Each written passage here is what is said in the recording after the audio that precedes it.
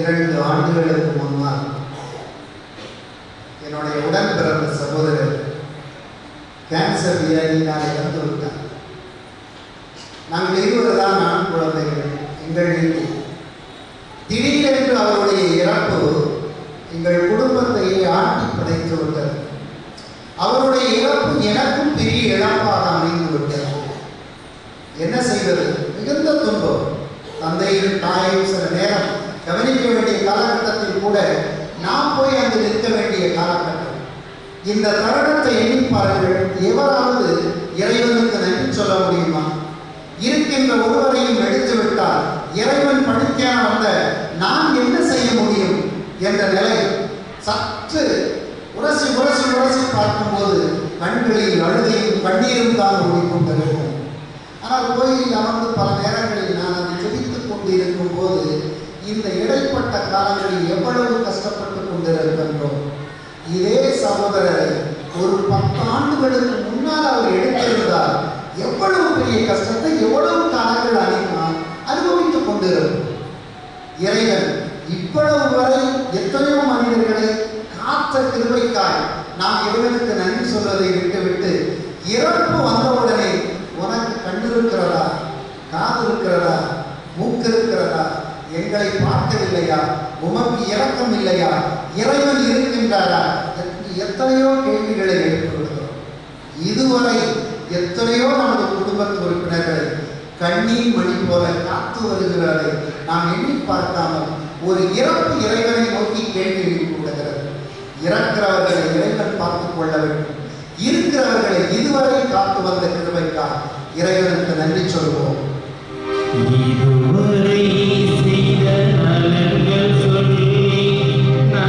இந்திய நாடு ஒரு பெரிய சவாலை எதிர்கொண்டிருக்கிறது. மதங்களும் ஜாதிகளும் கொடியேற்றி பறந்து கொண்டிருக்கின்றன. அனைவரும் நம்மளுடைய தொலைக்காட்சிகளிலும் செய்தித்தாள்களிலும் எத்தனையோ போராட்டங்களையும் கலவரங்களையும் சண்டை சச்சரவுகளையும் பார்த்து கொண்டே இருக்கிறோம். எத்தனை கோயில்கள் இடிக்கப்படுகிறது, எத்தனை மனிதர்கள் கொண்டாடப்படுகிறார்கள், எத்தனை உறவுகள் சிதைந்து போயிருக்கின்றன. ஆனால் நம்மளை சுற்றி இருக்கின்ற பிற மதத்தோரோடு சந்தோஷமாக இருக்கின்றோம், மகிழ்ச்சியாக இருக்கின்றோம். ஒருவர் இன்னும் உறவாடி கொண்டுதான் இருக்கிறோம். மைத்துனர் மாமன் என்று உறவு முறையை கூட சொல்லி அழைத்துக் கொண்டிருக்கின்றோம். இந்த தருணத்தை, இந்த சுமூகமான சூழ்நிலையில் இறைவன் கொடுத்த கிருபைக்காக இறைவனுக்கு நன்றி கூறுவோம்.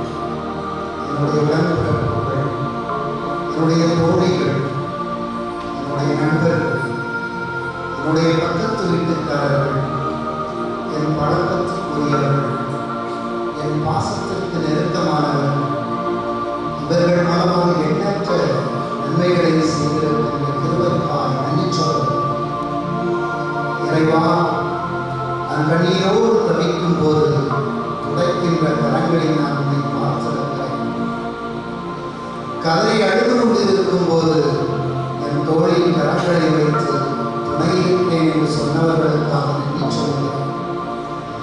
மனதுக்குள் அழுது கொண்டிருக்கும் போதெல்லாம் என் வீடு தேடி வந்து என்னை மடியில் தலை வைக்க வைத்து ஆறுதல் சொன்ன நிர்பந்தாய் என்று சொல்கிறேன். இது நான் யாரிடம் போய் உதவி கேட்பேன் என்று எண்ணும் போதெல்லாம் என் வீட்டிற்கே வந்து உதவி செய்தவர்களை எண்ணி பார்க்கிறேன். இனிமேல் என் வாழ்வு இவ்வளவுதான் என்று என்னை ஏளனமாக பேசியவர்கள் பற்றியும் எழுந்திருக்க வைத்த கிருபைக்காய் என்று சொல்கிறேன். மெசியா என்பவர் மேலிருந்து வருபவர் அல்ல, என் அருகில் இருப்பவர்தான் என்பதை உணர்கின்ற கிருபைக்காய் என்று சொல்கிறேன். காலம் முழுவதும் கடிமண் போல காத்து வந்தேனே, கரங்களில் கொடுக்கின்றேன். வருகின்ற ஆண்டோம் என்னை வழிநடத்தும். ஆமென்.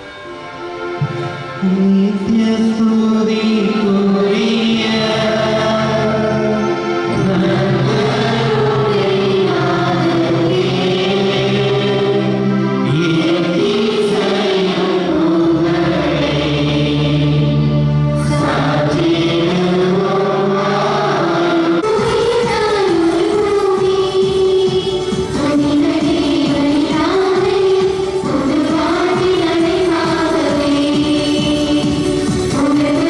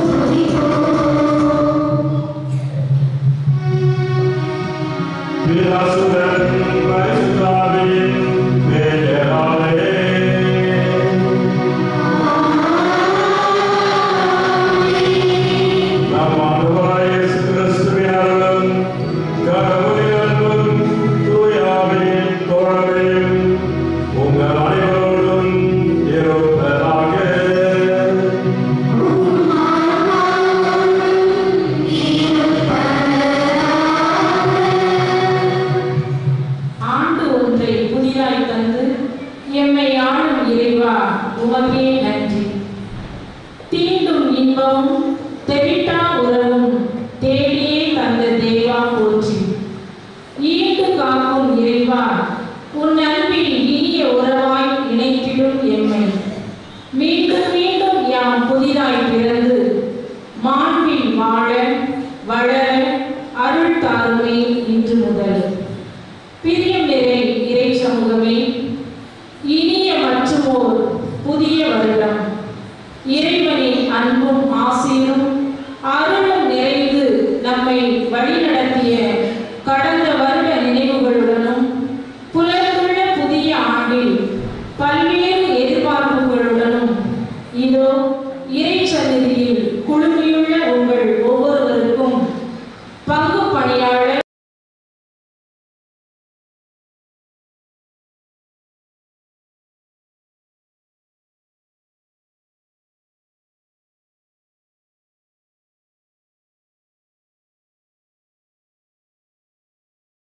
ஆண்டு நமக்கு நிறைவையும் நிம்மதியையும் உடல் ஆரோக்கியத்தையும் வளமான வாழ்வையும் தர வேண்டும் என நாம் எதிர்பார்க்கின்றோம். இவை அனைத்தும் இறையாசிர் இன்றி சாத்தியமில்லை என்பது முற்றிலும் உண்மை. கடவுளின் அருளோடு துவங்கும் பயணம் எதுவும் தோற்று போவதில்லை. எனவேதான் இறையாசிரை தேடி ஆலயம் வந்துள்ளோம். இவ்வாறு நாம் விரும்பி எதிர்நோக்கும் ஆசிரை இறைவனே நமக்கு விரும்பி தருகிறார் என்பதை நமக்கு இன்றைய வாசகங்கள் வலியுறுத்துகின்றன. மேலும் இன்றைய நாளில் மனுக்குல மீட்பின் கதாநாயகியாய் மூவொரு கடவுளால் தேர்ந்து கொள்ளப்பட்டு இறைமகன் இயேசுவால் நமக்கு தாயாய் நியமிக்கப்பட்ட அன்னையாம் கன்னிமரியாளை தாயாக பிரகடனப்படுத்தி ஆண்டை துவங்குகின்றது நம் தாய் திருச்சபை. மாண்பினை இழந்திருந்த மனுக்குலம் மாண்பு பெற்று உயர கருவியாய் செயல்பட்டவள் அன்னை மரியாள். மனித வாழ்வின் ஒவ்வொரு அங்கமும் ஒரு மறைபொருள் என்றால் அந்த மறைபொருளுக்கு மாண்பையும் மதிப்பையும் தருபவள் அன்னை மரியாள். உலக மாந்தர் அனைவருக்கும் தாயாக தரப்பட்ட இந்த அன்னை மரியாள் இன்று வீழ்ந்து கிடக்கும் மனுக்குலத்தையும் திசை தெரியாது தவிக்கும் மனிதத்தையும் குழம்பி கிடக்கும் உறவுகளையும் சரிந்து கிடக்கும் துறவரத்தையும் தூக்கி நிறுத்தி தாங்கி பிடித்து தயக்கமின்றி கலக்கமின்றி இறையாட்சி பாதையில் நாம் பயணிக்க நமக்காக பரிந்து பேச ஜெபிப்போம்.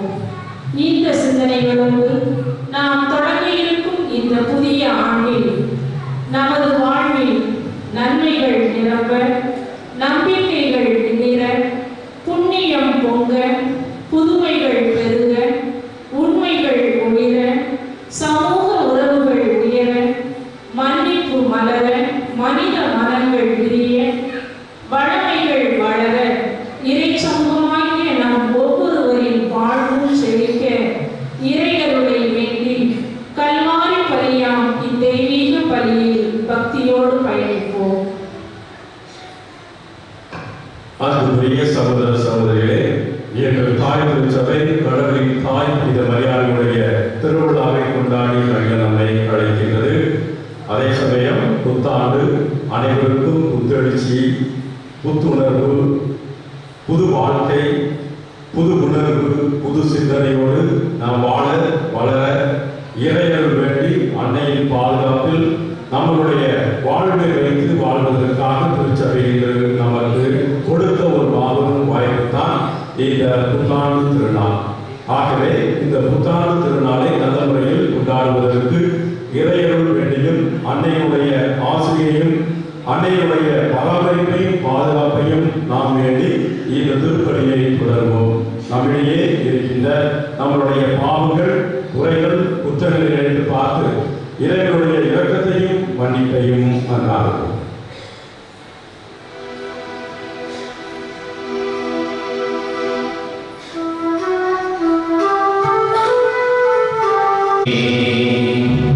அன்பு செய்யா குற்றத்துக்கா